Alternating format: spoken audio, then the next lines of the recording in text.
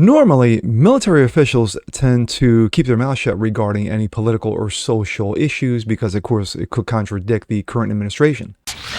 It's true.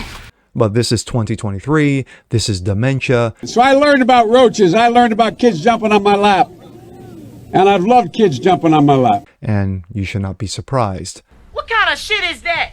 A top official says, yeah, you know what? I likes me some Skittles. I'm Jazz Borgonzo, and this Fat, drunk, and stupid is no way to go through life, son. is what's next.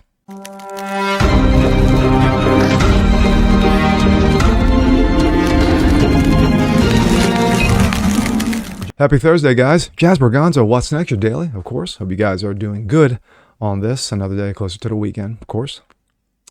Well, sadly, this is an ongoing theme.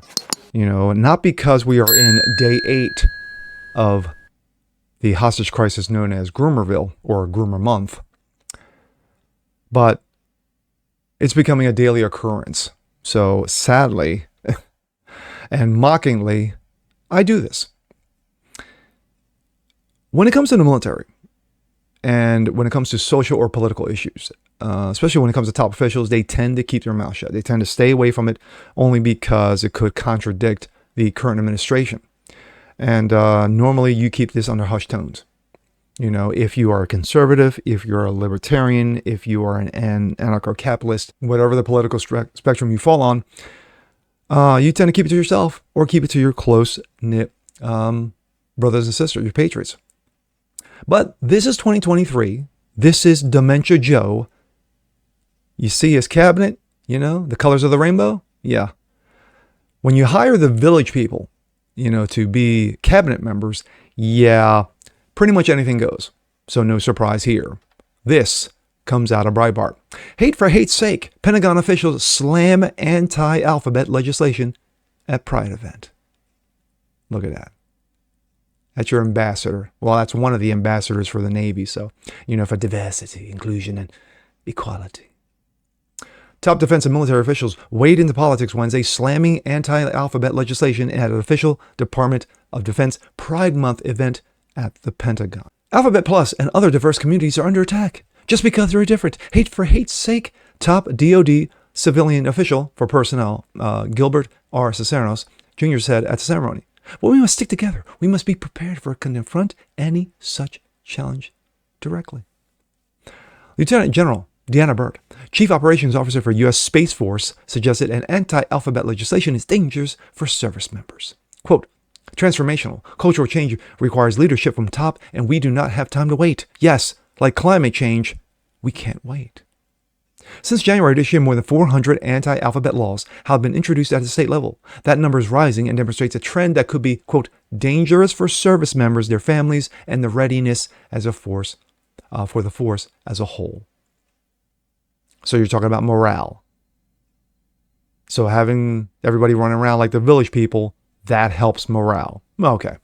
While Cisneros is a Biden administration political appointee, Burt's comments were unusual that general officials typically try to avoid weighing in on politics to avoid tarnishing the apolitical reputation of the military at large. Well, that's been trashed. Ask Barack Obama. Rebecca Hendricks, senior fellow at the Hudson Institute and member of the National Independent Panel on Military Service and Readiness, commented on Burke's remarks, quote, 100% inappropriate, Space Force DoD. Burt also suggested that a service member's personal circumstances factor into the command's assignments. Quote, "When I look at political candidates, say Squadron Command, I strive to match the right person for the right job, qualifications, what's between your legs." That's, read between the lines. "I consider their job performance and relative experience at first. However, I look at their personal circumstances and their family, an also important factor. If a good match for a job does not feel safe, being themselves and performing at the highest potential level, and given location of their family, could be denied critical health care due to laws in that state, I am compelled to consider a different candidate, perhaps less qualified." Other speakers at the official event, although not military officials, also made overly political comments.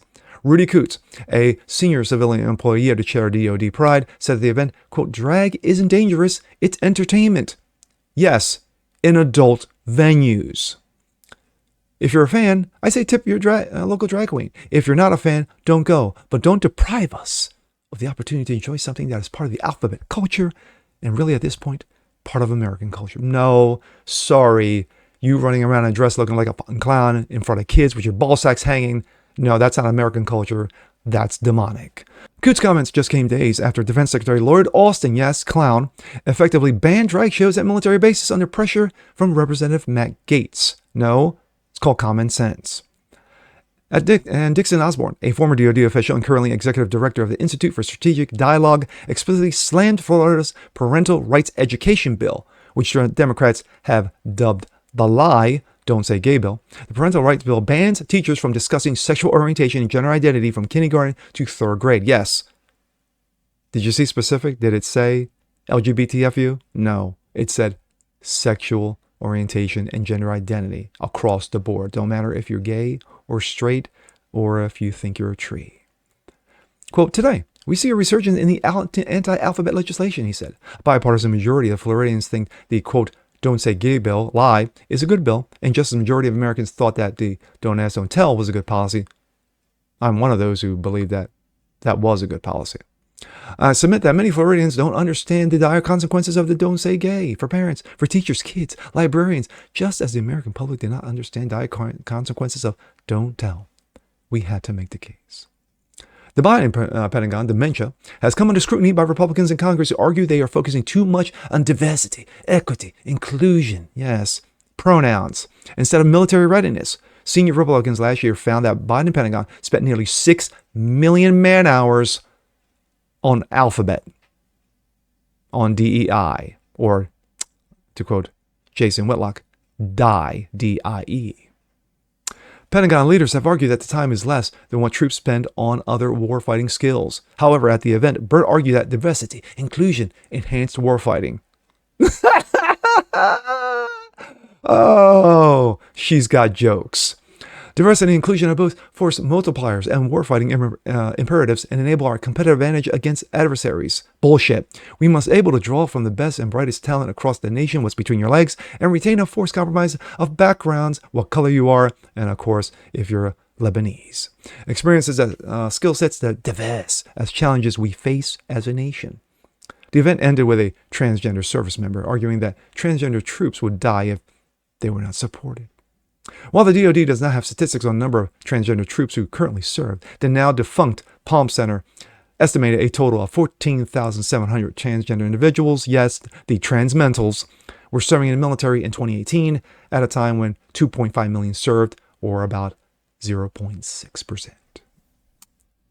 When you have this buffoonery, ass clownery, ignorance, stupidity, moronism, assholery. When you have these things going on in our military, the continuous social experimentation that Barack Obama started and has not let up, has gone on steroids at this point, there's a severe problem. When you have your adversaries, China, Russia, those in the Middle East like Iran, laughing at us, pointing fingers. Look at those stupid Americans. All they care about is pronouns. All they care about is diversity, inclusion, equity. While we get ready our troops with, actual military readiness. That's a problem. When you have, and I'm sure behind closed doors, Captain Sweatpants over at Ukraine is mocking us as he continues to take checks from us. Thank you, dementia. That's a problem. So this is where we are, is that the military is supposed to be apolitical. The military is supposed to be staying away from all this political bullshit and basically concentrate on what is at hand, protecting the country from foreign domestic adversaries, enemies. That is your only job. To shoot, to kill. That is your only job. Your job is not to be running around like a fucking clown in a dress, ode to village people and making an ass out of yourself in front of top military brass. Or what's even worse is that when you have top military brass and officials, civilian or otherwise, making political content making political comments, in favor of this trash and this nonsense. That's a fucking problem. And I pray that whether it be DeSantis or whether it be Trump, that they clear this fucking shit out. And I mean wipe the slate clean and bring in people who actually give a fuck about America's interests domestically and abroad. And with that being said, I'm Jazz Berganzo. This is What's Next. Want to see more just like this? Please leave a comment below. Like it, share it, subscribe to it, hit that notification bell so you guys never miss a thing. And we'll see you next time. Peace.